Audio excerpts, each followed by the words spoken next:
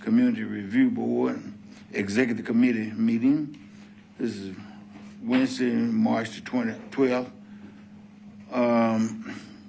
Before we get started, we'd like to send out prayers to Commander McLean family. Yes. We lost a great man. He was a commander of the North Precinct, and he was very involved in the community in Davidson County. I remember him coming by, checking on the students and staying at the hotel when I was doing some extra work there for Tennessee State University. He's an alumni of Tennessee State University, and he supported the school as well. And he was very supportive of the Community Review Board because we had some community projects and we needed security, and he had a staff that does community activities with the people in the community. And he made sure that we had support in the events that we had in different events in different parts of the community in Davidson County, especially in the North Precinct area. And he himself checked on businesses throughout the North Precinct and see if there was anything they could do better or if they needed anything. And he was very supportive, and we've lost a giant person from the police department. And I remember when he first came on, and he advanced through and got his degree, his college degree, and that type of thing. So he was very supportive, and it was going to be a great loss for the city, the police department, and the Community Review Board. And we send our prayers to his family. Now, Harold, do we have any public, people from the public, anything? Not any public comment. No, okay. Can we get an attorney to read the appeal statement? Yes, thank you, Chair. The appeal of decisions from the Community Review Board pursuant to the provisions of Section 2.68.030 of the Metropolitan Code of Laws, please take notice that decisions of the Metropolitan Government of Nashville and Davidson County Community Review Board may be appealed to the Chancery Court of Davidson County for review under a common law writ of certiorari. Any appeal must be filed within 60 days after entry of a final decision by the board. Any person or other entity considering an appeal should consult with an attorney to ensure that time and procedural requirements are met. Okay, do we have a quorum? We do. Okay. Now, the sexual misconduct update, are we ready for that? Yes. So as you all know, thank you. As you know, the sexual misconduct policy came back with a roll call training that I sent to you all, where the police department had taken our zero tolerance misconduct advisory report and used most of the information that was in that because we, of course, recommended the whole policy be implemented, and they took that information and included it into their new roll call training with also some notation that they would further implement and change their current policy. And so that would be happening, as time, I guess they first did this in the expression of immediacy, but then they would still update their police manual with more information. And so my response to them, as you all know, was that we would love to be a part of the implementation process and keeping, abreast of what's happening in regards to the update of their police manual. And so I had some community concerns because they reached out to me to determine if there were issues or circumstances within that policy that the police did not implement. Specifically, there was some question around accountability processes, and because they didn't read that in the new roll call training, or I don't know if they had even seen the roll call training. And so I just wanted to talk a little bit about what we did on our end to determine if the policy was what they actually put into the roll call training and what wasn't there. Just some highlights. Specifically, I asked our lead research analyst to put a side-by-side comparison together, which I sent to you all. And so we were able to look at the information and determine that, excuse me, I'm sorry, that there were, there were minimum substantive changes to the information that we provided. It looked as if they took everything that we provided under certain subtopics and included it into their policy. For instance, when you look at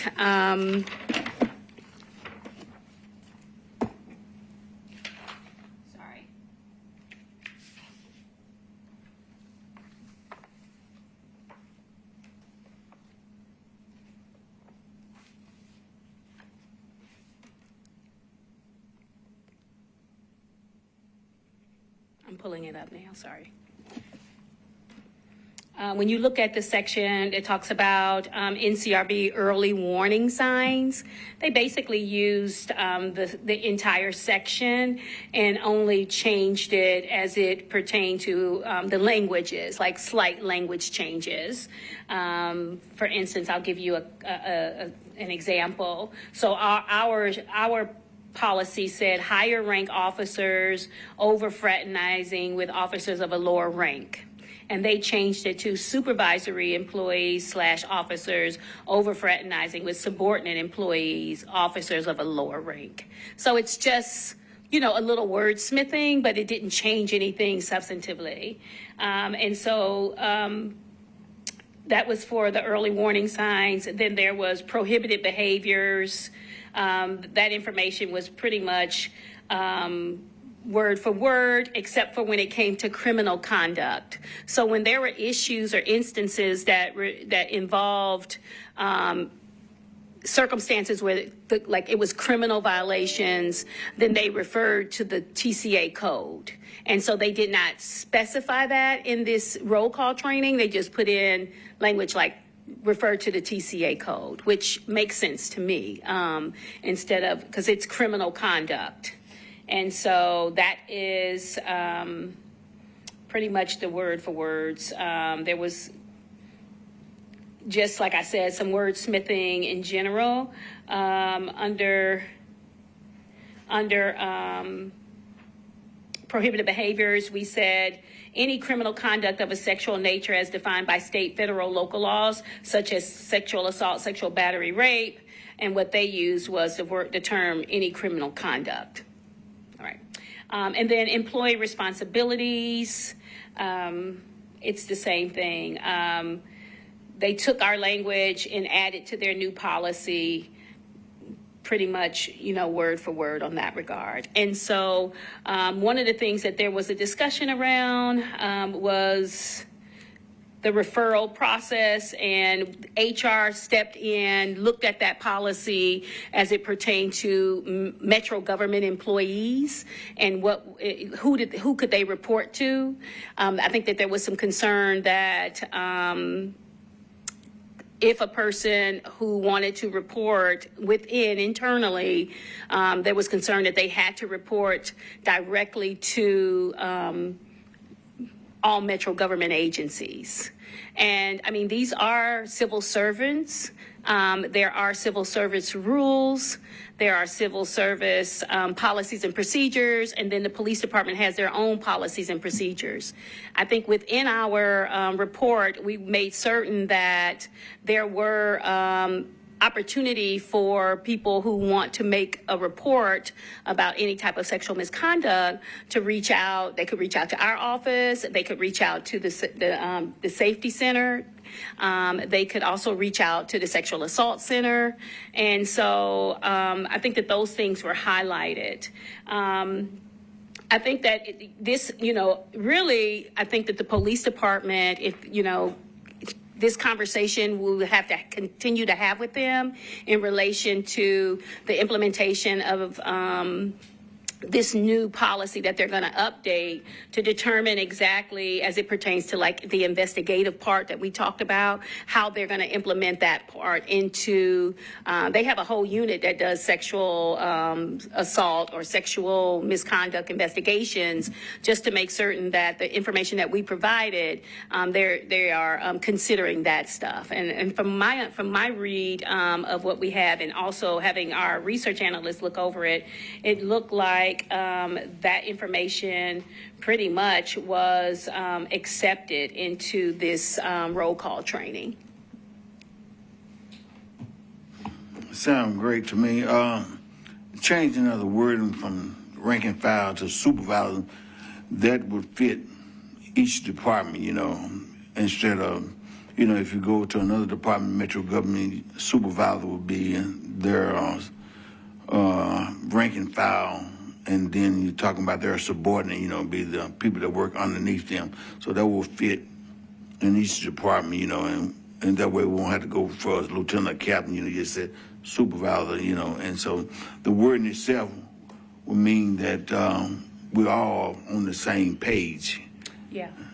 And that's good in the sense that we all be on the same page and we can all having input in this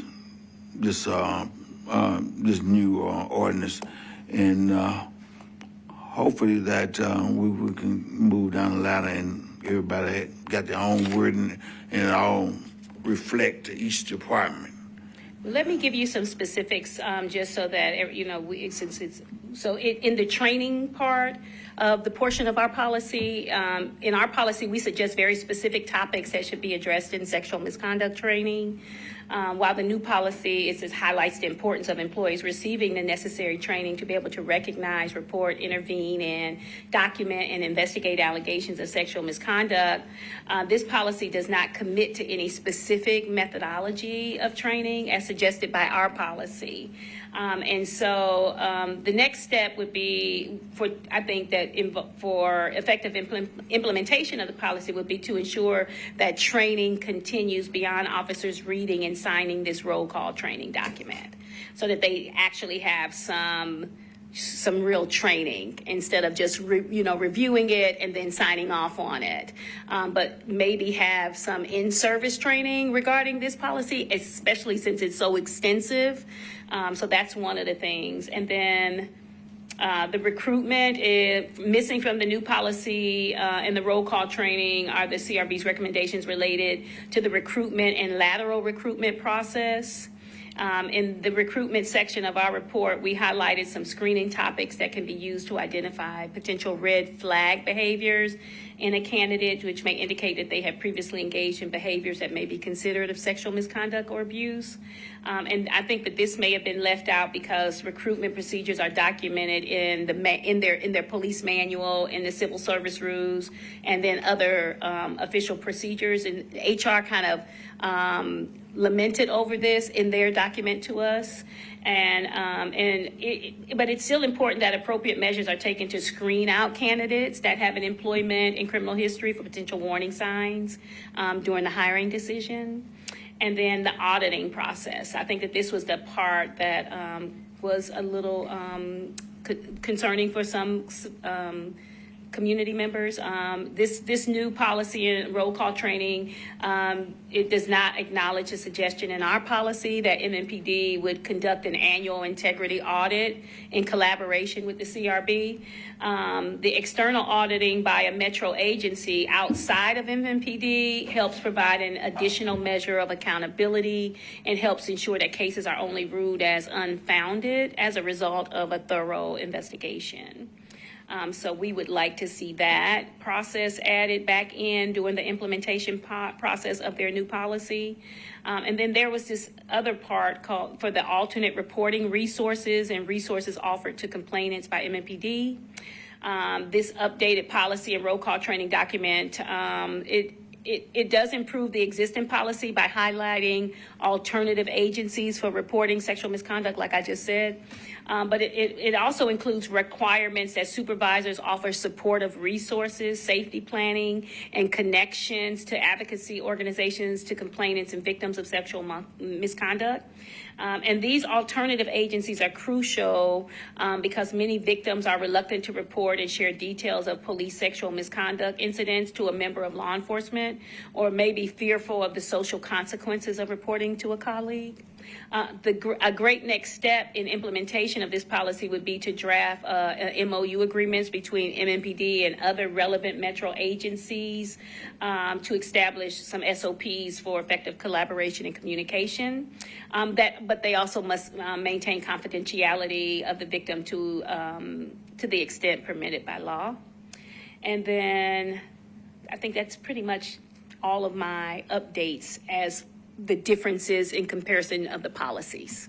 So if you all have any questions with that, let me know. I'm also looking at what you said about the training process. You know, you can do some roll call training, but the main thing, you have training each year at the police academy for their in-service training, which should be a part of their training for in-service training. And once they go through the training, that'd be a document where they sign off that they have gone through this training.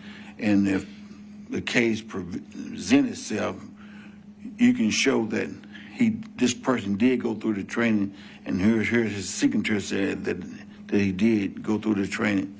And that would help the individual and also the police department as well, that they do have the signature that they did go through the training process. Mm-hmm. And the victim itself is not only a female, but the victim itself can be a male also. I've had an incident that I recall that happened in another state where the chief of police did not handle the process like he should have. He took that process kind of lightly because the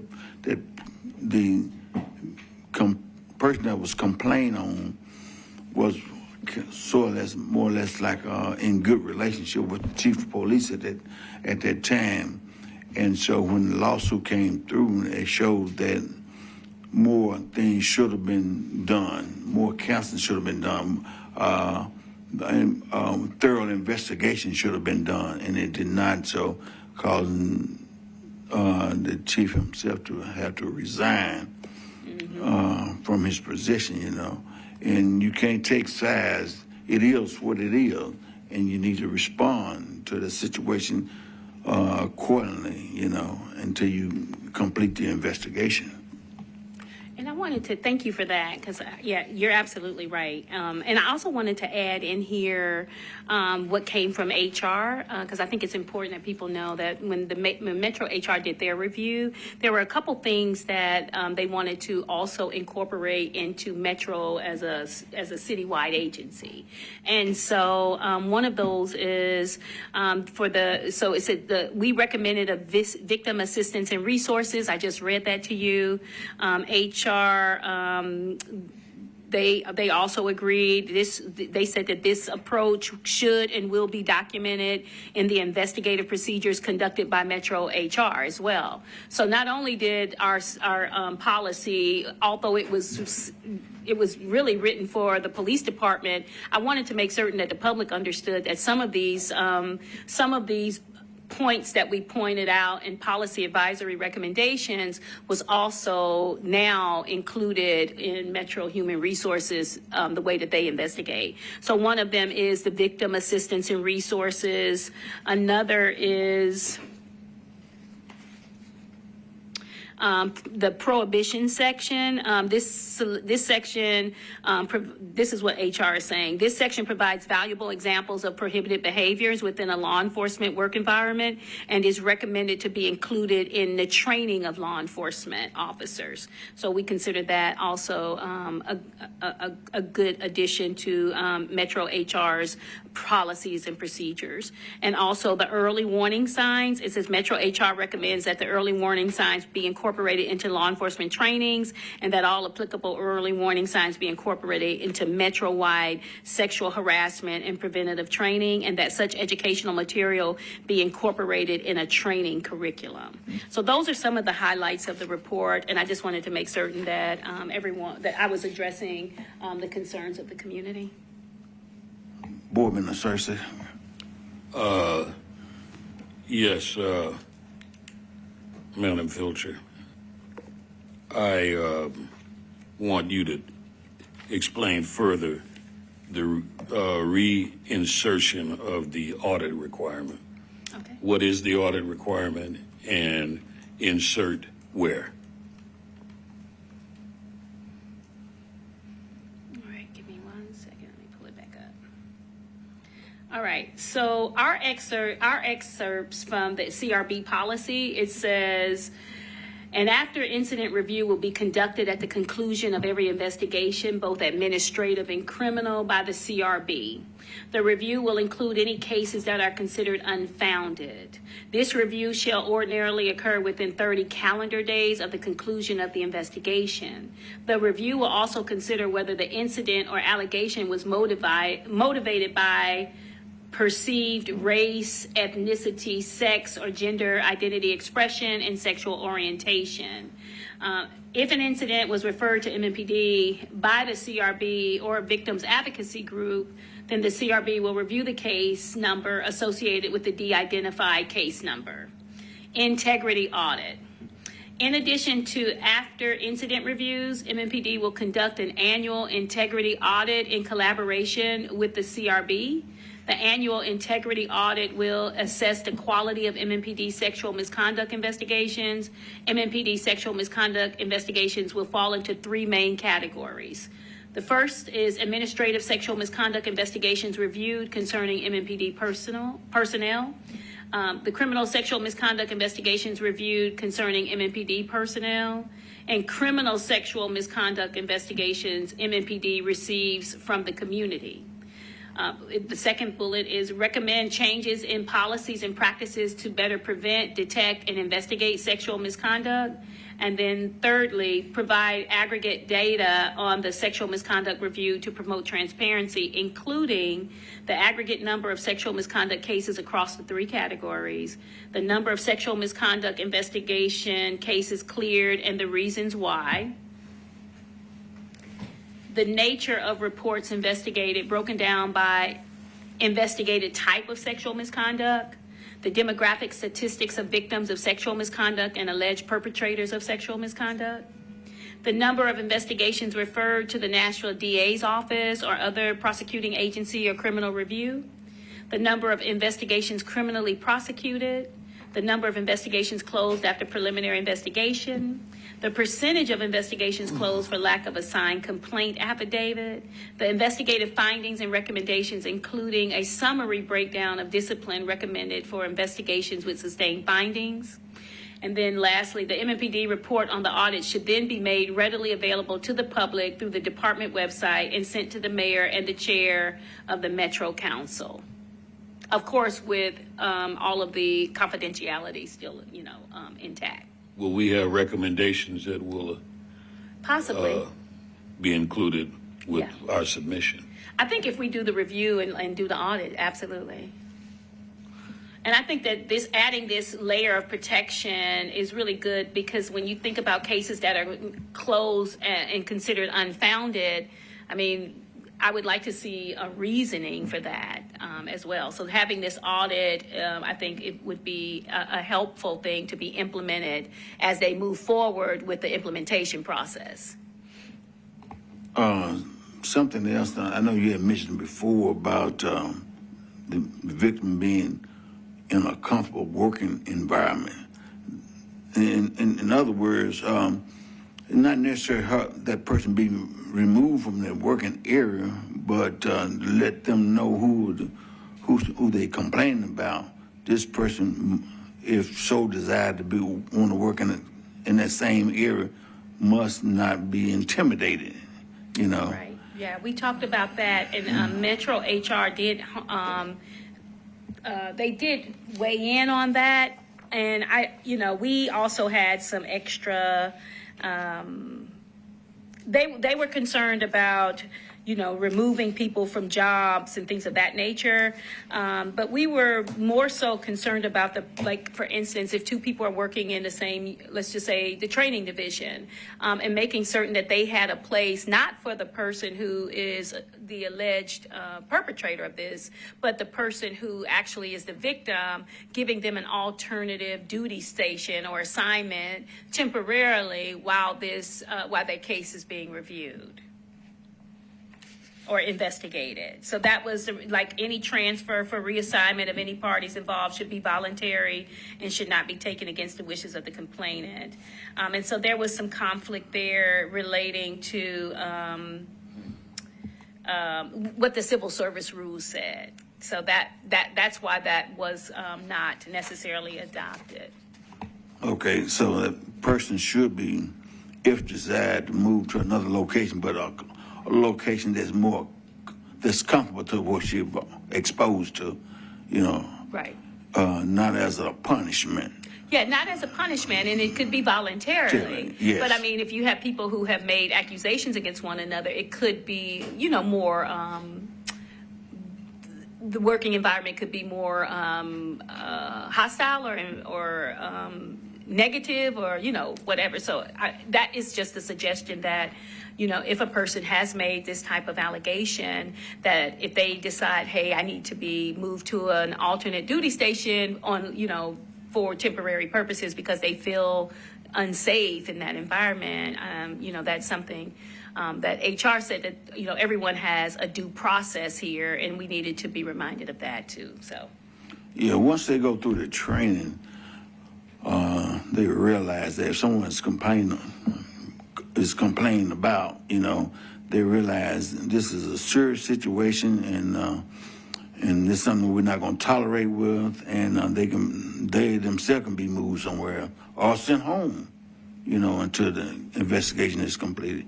I've seen cases where people are sent home with pay or sent home without pay, but this is something that we want to deal with up front, that we're not taking it lightly, and that and when it hit the court, it showed that we did our part as a department, and we weren't going to tolerate except a complainant being intimidated against. Yeah, and I think I appreciate that, and I do feel like there's some room here for us. If to work collaboratively with the police department for the implementation of those things that weren't necessarily in the roll call training. So we're willing to help them with that, and what can be and get that implemented, as we said, for the safety of not only our Metro employees but also for citizens across the city. It sometimes takes an outside source to kind of turn the light on things about on policies, that you don't see yourself. You think that you have all the answers, but an outside person from the department can see something a little bit differently than you can. So it's good that we're being involved in this and bringing this to their attention, and appreciate them working along with us with an understanding that we're all in this together to make it better for employees. Absolutely.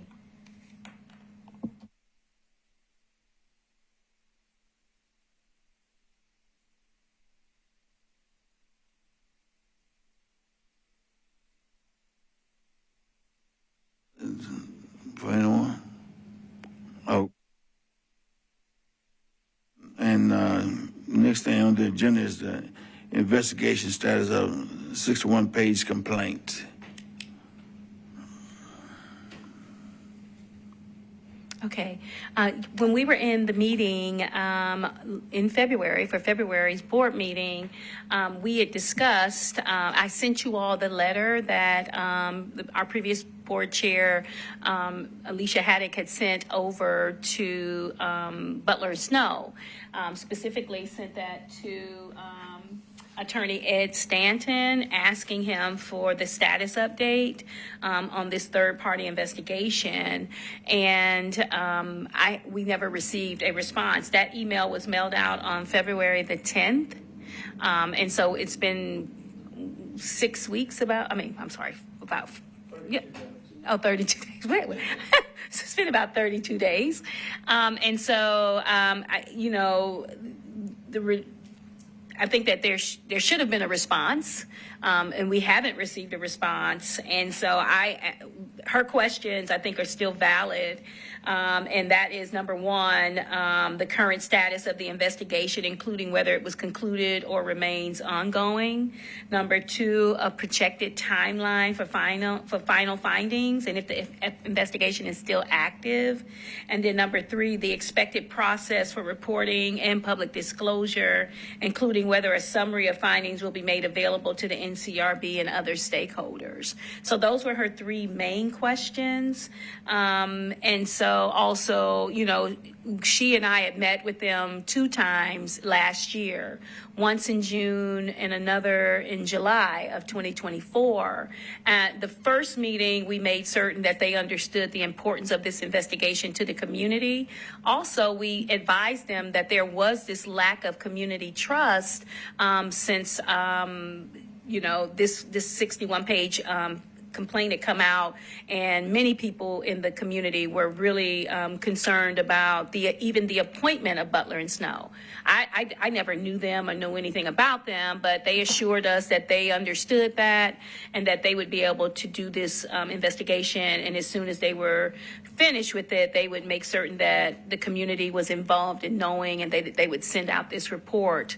That report would become public, but the work would go back to the Metro Legal Department as well. And so, and I have, of course, throughout these last, 8 months, have sent kind of little emails every now and then to ask them where they were within the complaint process. They've always pretty much responded and said that it's an ongoing, they're too far or they're deep into the investigation. They can't really give us any status updates. I understood that.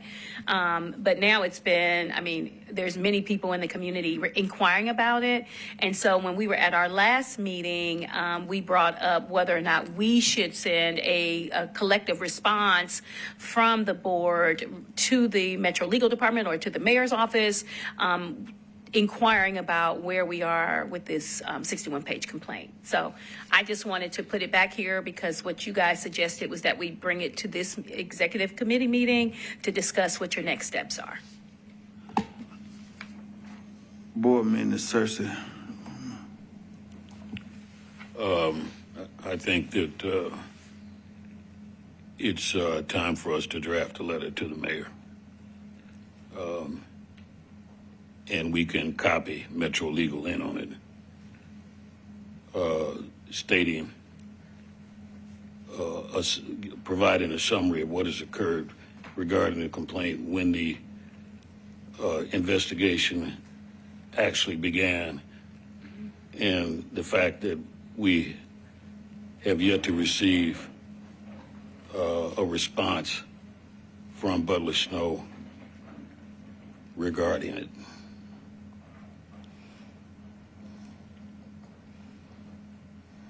Okay. I guess, Anything else? One main thing the board itself want to get the status on where we are with this investigation. Give us some kind of idea or what kind of procedures they're taking place at this time. It's been, 8 months, and we should have some kind of idea of what is taking place. So And the people, we're concerned, the community are concerned. And so we need to have an idea on what's going on at this time.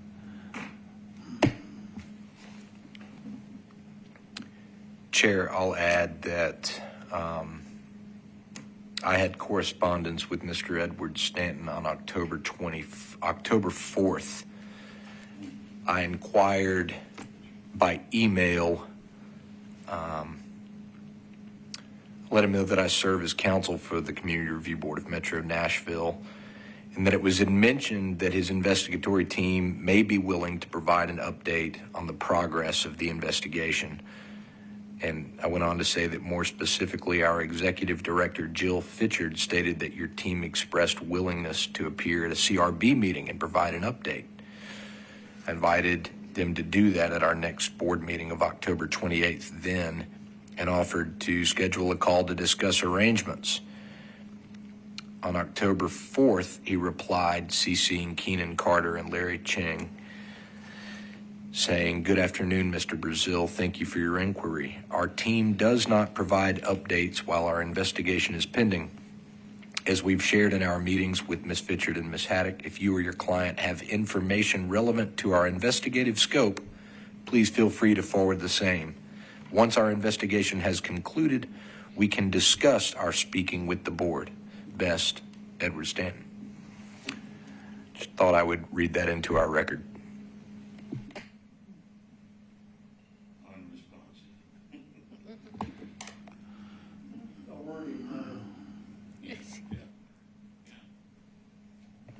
It was no. So that's the answer you got from them. So apparently we just still need to send a letter to the mayor and let them know the information that we got from them on that particular date. And it's time to move on. It's time for them to do something. Do we just need to sit back and twiddle our thumbs or what? This is an ongoing situation that we need to find some substance to it, and hopefully that we can get it resolved in the near future.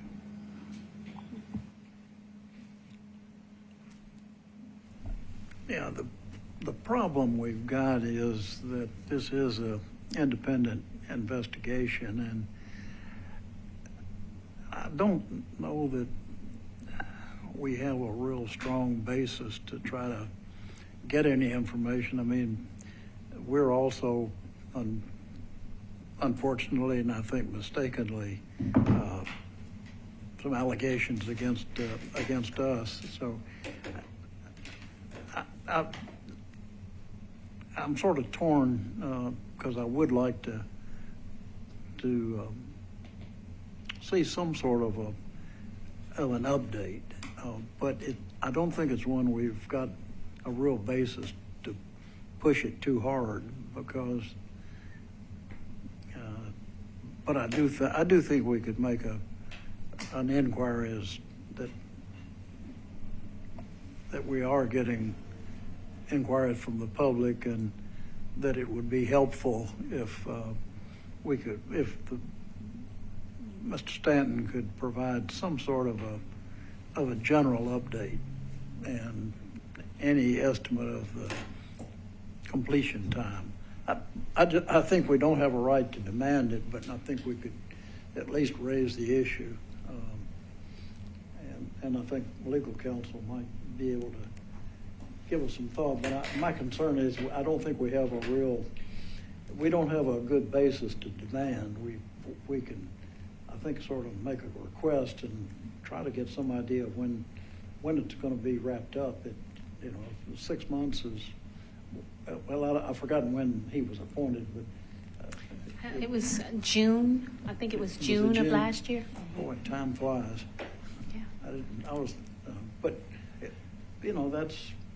these things take time. But it would seem like we're entitled to some sort of an update and an estimate of a completion date.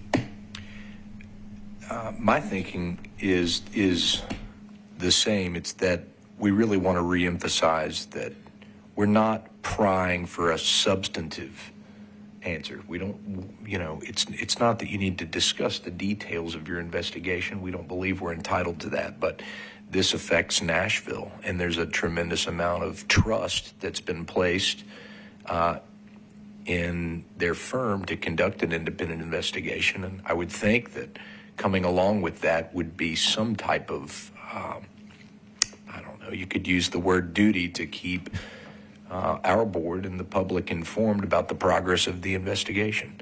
Even a general timeline would be really helpful. A status report, exactly, which is what we've asked for, and it's not too much to ask. It needs to be reiterated, and I think it'd be helpful also to raise this concern, internally and to our mayor's office if we don't hear something that could be used to report back to the individuals we serve about general status of something that's very important. Board Member Cersei. Yes, I agree with both Dr. Brown and Dr. Brazil in this regard, but want to reemphasize the fact that the community has entrusted in us to be their voice regarding this report. And it would be almost negligent on our part not to request the mayor to use his good offices to provide us with, or have Stan and his group provide us with the updates that have been refined in earlier comments. And I am cautioned less by whether we have the authority or the standing to demand anything. Let's make the request, and the mayor will ultimately have to determine what he ultimately wants to do with it. But the community needs to see us proactively engaged in this and not standing by.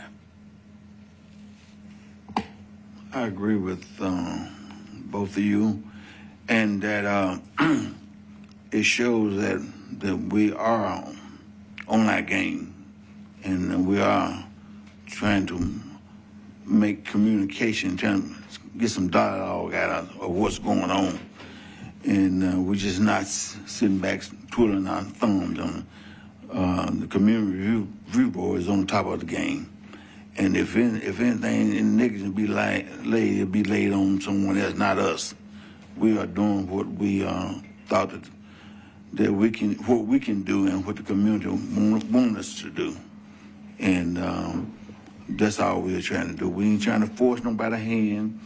I understand it's an independent agency, but at the same time, they at least owe us an obligation to try to give us some kind of statement, It becomes really prevalent because there are allegations related to the Community Oversight Board, and I think that and when our previous chair wrote that was within, I think, within her authority to ask them for that, and then also there have been community concerns. I mean, I get calls and emails related to what's the status. People are still reeling. I know that we don't talk about it enough, but people are still, responding and feeling that their votes were snatched from them when we were, switched from a community oversight board to a community review board. And that's still a wound that needs to be addressed.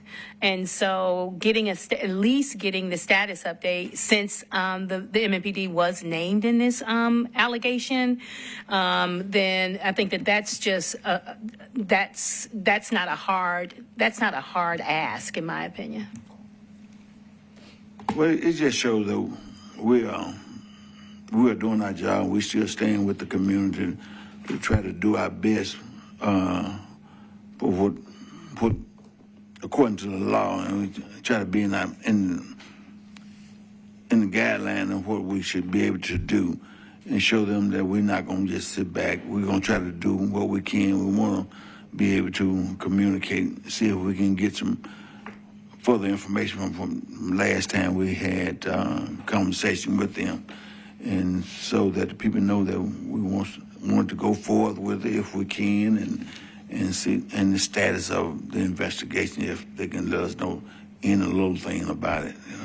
So the remedy here is, if I heard right, it was that member Cersei wanted to draft a letter to the mayor and include Metro Legal. I mean, are you guys going to vote on that? Is that what you want to do? Or did you want to leave it up to Attorney Brazil to do that for us? I mean, what's the solution? What do you want to do?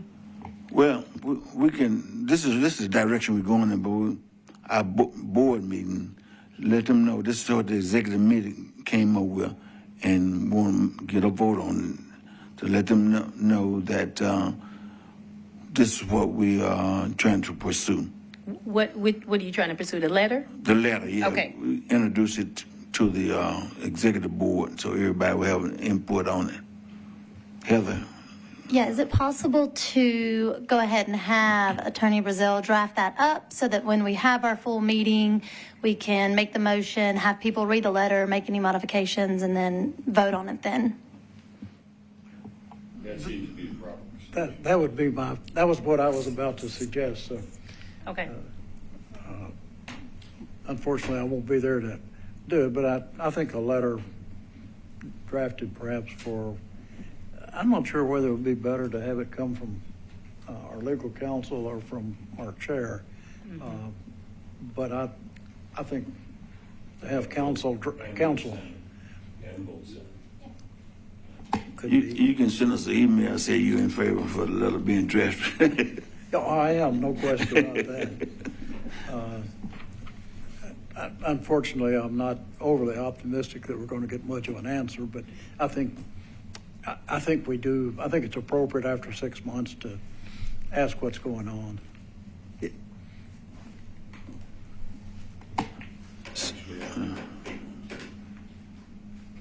months. Pardon? 8 months. Oh, okay. Well, 6 months from, is it 6 months, June? Okay. I've forgotten when the appointment was. Time flies, as you know. Oh, geez, yeah. The next the next board meeting, we need a date for that. I think we had some problems. I think because the other agencies are booking locations that we normally have. So there's a conflict. What I'm saying, and we want to make sure that we get a date that's not conflicting with someone else. While I'm going to look for that information, it was because they were doing some upgrades to the Sunny West room. So we're going to be out of there for a couple of months.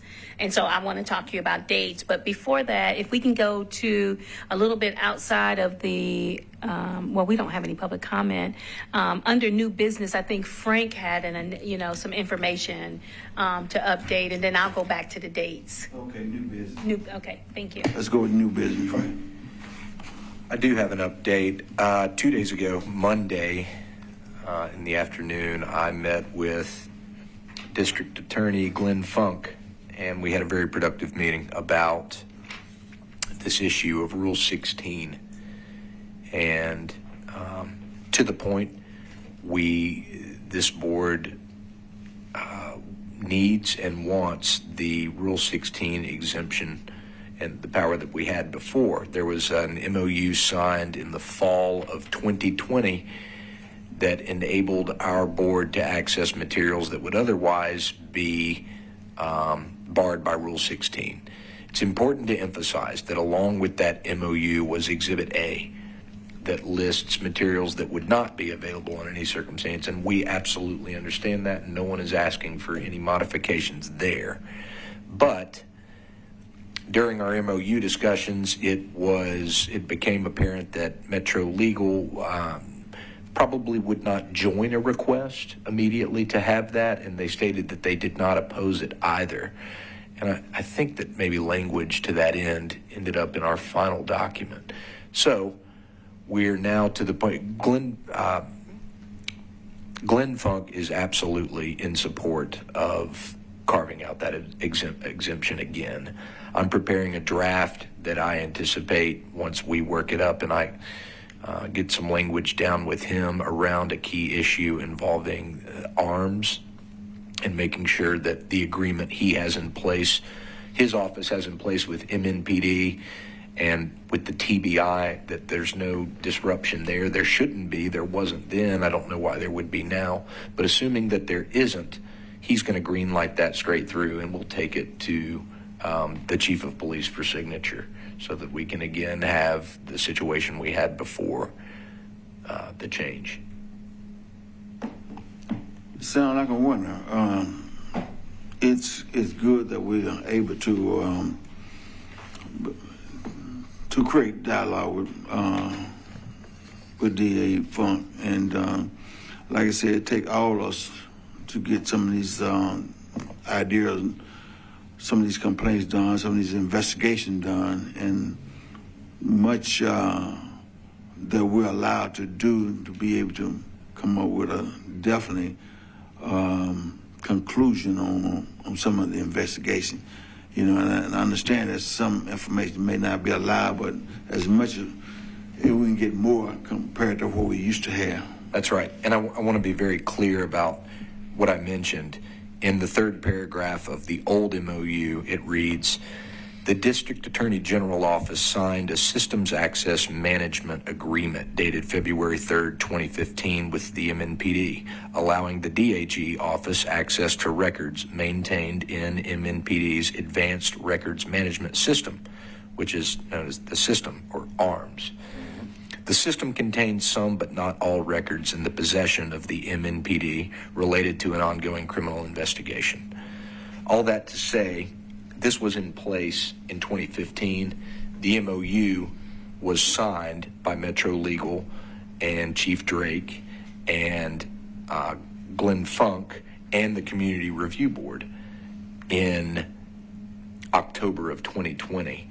No changes to that agreement have been made since then that I'm aware of, and we need to make sure that there isn't anything in place that would prohibit us from getting exactly what we had then, which would be would be a great positive for our staff to be able to access that. There were never any confidentiality concerns. This document would be pursuant to the full level of confidentiality as spelled out in our state law, and I don't believe that to be the issue at all. But I'm pretty positive. I feel fairly optimistic we can get this done quickly. Board Member Sersico. I'd like to move that we authorize Attorney Brazil to draft a letter, an appropriate letter for the signature for our signature and the signature of the district attorney regarding a Rule 16 exemption. Do I have a second? Do I have a second? Second. Okay, all in favor, say aye. Aye. Anybody opposed? Okay. Do we have to have the signature? We have to have the signature of 3 people for this. Okay. We do. We would need the signatures at a minimum from our board, from Chief Drake, and from District Attorney Glenn Funk. Metro Legal signed the last agreement, and I expect they'd like to sign this one, and we're certainly going to invite them to. And do we have to have TBIM on this? Because we're getting our hopefully we're about to get our TBI MOU done. And I'm not certain about the TBI's involvement in this specific ARMS agreement dated February of 2015. That's kind of the question here. I don't believe so. No use getting anybody extra in. Yeah, they weren't involved in that. We have sent the document. Wesley sent me a message that he has forwarded the agreement when we met with TBI. He's already sent that over to TBI. That's separate. Yeah, they weren't involved in that. It wasn't. Okay. Thank you. Hopefully TBI will sign what's been sent over. I hope so. Okay. Any more comment to that? Okay. do they have any other new business? The only thing, this is a very small thing, I just wanted to put this on your radar, I'll send this to you. We updated our code of ethics, and I told you, you all know that I'm on this national board now. I looked over their code of ethics, made certain that they coincide with how we work here in Nashville. But then I thought it was good for our agency, especially moving forward with having more, we've always had confidential records, but just in case we get them again, I wanted to add a little oath of honor for our staff, because I felt like it was necessary for them to understand, what it is to have this opportunity to do this work in this way. And so we just basically talked about integrity, character, and public trust. I'll read it to you so that you know what it says. We added it to our code of ethics. I'll send this to you. It says, on my honor, I would never betray my integrity, my character, or the public trust. I will always have the courage to hold myself and others accountable for our actions. I will always maintain the highest ethical standards and uphold the values of my community and the agency that I serve. It's just a little blurb that we added in there, but I did want to make sure that you knew that that was now a part of the code of ethics for the NCRB staff. And that's all that I have. Probably not bad for the board members too. Maybe so. Yeah, so this could be, this is actually for, the whole board, so I can send this to you. You mentioned something to me earlier this week about doing something at the funeral. Oh yeah, we were. I kind of decided that probably it's going to be so much going on that it probably wouldn't be necessary. But because I've already reached out to people who worked with Commander McLean, and we did a social media post. We worked really closely with Commander McLean on events in the North Nashville area. So I just wanted to probably move on, but we did do a social media post. I did send an email to the chief. He responded, and that, thanking us for our condolences. And I spoke to some people who we worked with within the community in North Nashville, where the precinct is located. But I did want to talk to you on another note about the dates that we were discussing. Okay, let's finish this up first. Okay, all right, sorry. Now, did you call Carter? No, I'm going to do that. I had to find a date though, but I have that. No, that's going to happen. We are going to, I thought you meant this resolution that we had talked about, but we are going to send something from, yes, we're going to take care of that. Okay. Yes. Now, listen. Sorry. Let me see. No problem. I know I'm moving pretty fast. I got to get to the gym. No, I'm just kidding. Okay.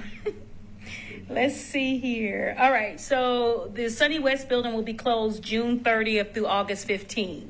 So just a couple dates for you all to remember. So the fourth Monday in May is Memorial Day.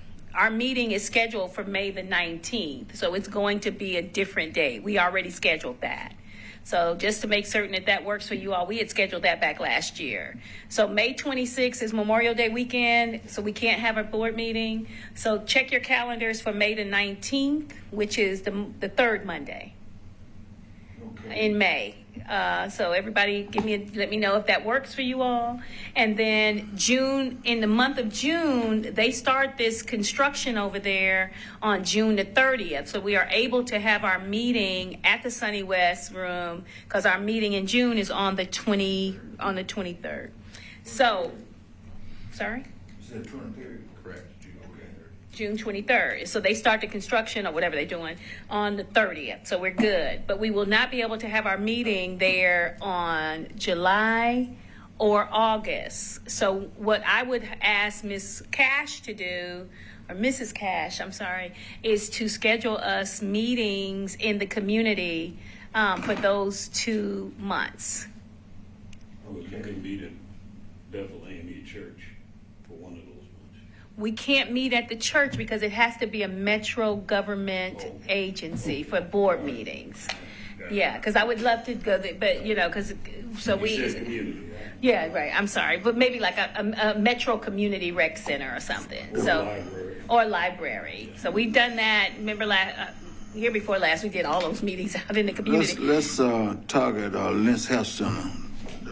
Okay, I'll try Okay. Lentz and see if they have availability for one of those months. And then, so that would be the month of July and August. And then also we are having, just so that you know, we're targeting July, the third week in July for our public safety town hall. And so I'm checking on, venues now. But I would like for you all to, look at your schedules for the week of the 14th, so that you can take part in this huge town hall meeting on public safety in this city. That's July 14th. Well, it's going to be the week of the 14th. I'll give you the exact date once I find a menu. I mean, not menu, but venue. Let's Got food and gym. let's get April and let's get March.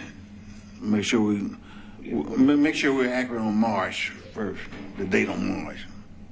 Well, The board meeting on March. Is that the 20th? March 24, Monday. 24th? it's on the Monday, March the So it's still on 20. I just want to make sure it's still on 24th. Yes. Okay, then what about April? April's the same. April is the 28th. April is 28th. Okay. Just want to make sure. Okay.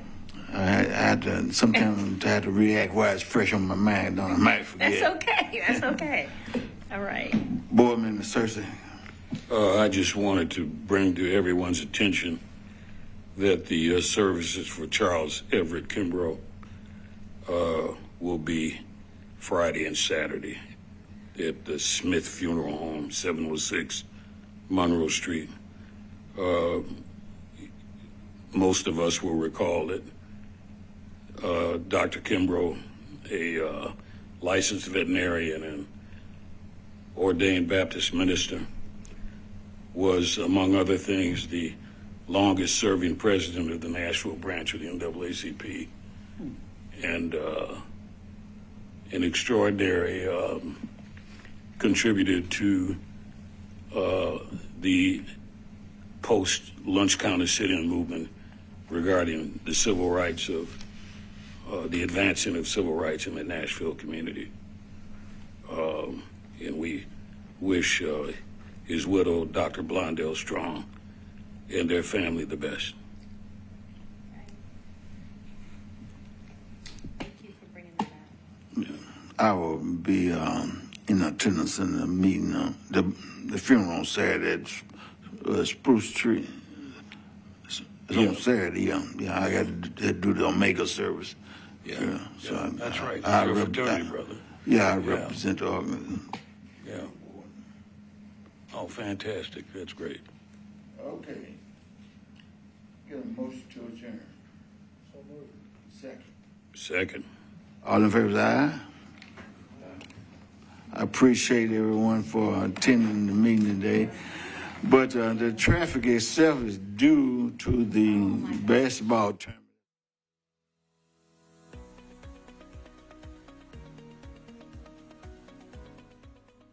This has been a service of the Metro Nashville Network. If you would like to see this presentation again, or for more information on this and other programs, visit nashville.gov